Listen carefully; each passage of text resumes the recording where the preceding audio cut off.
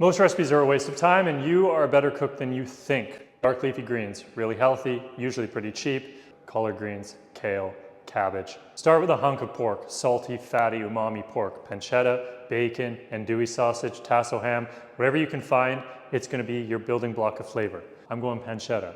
Acid, vinegars work really well. Apple cider vinegar, red wine vinegar, sherry vinegar. You can go lemon juice, you can go lime juice, whatever you got. Sweet, a little bit of honey. Little sweet, sour thing going on with leafy greens really, really works. So a little sugar, little syrup, whatever you got, I'm going honey. Fat, you're gonna get great rendering from this hunk of pork, salty cured pork that you're gonna use. But you can use olive oil, add another fat. Fat is flavor. Fat moves flavor around the pot. Go for it. Salt, it's pretty much gonna come from this. I'm actually not gonna add much salt. Pancetta is pretty salty, so I'm not even gonna add any.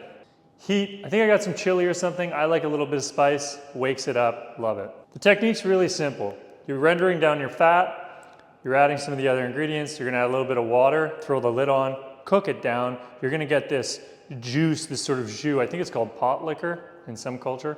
And you get this kind of juicy, beautiful, wilted green that is very tasty, very healthy, and comforting. Let's make it.